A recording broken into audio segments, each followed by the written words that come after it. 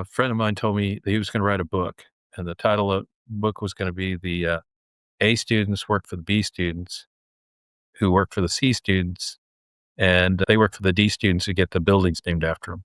And I always remember that. And I said, "Well, what's the premise of the book?" And he said, "Well, the premise of the book is that D students and C students were in it. Nothing was ever really given to them. They had to figure it out along the way, and they had to hustle, and they had to, they were always hustling. They were always scrambling." Because the B student can't figure out what he wants to be. He wants to be the A student, but he likes the C student. He says, and the A student is just a really smart guy who's highly intelligent, and he has what he'd call other interests. And I go, what does that mean? He goes, well, he's so smart, doing whatever he does at some point bores him, and he has to do other things. And I said, yeah, C students and D students, they don't worry about other interests. They're just focused. And it was just a silly analogy, but the premise always made sense to me.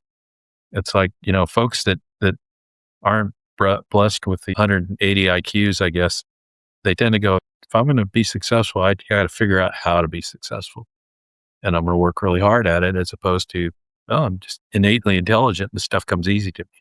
There's something to be said for that. Now, there's some really smart people out there that probably break that bell curve somewhere along the way. But I think for the most part, in my career, a lot of people I've met, they're not the smartest guys in the room, but they're usually very humble, and they work very hard, and they just relate to others and can get things accomplished.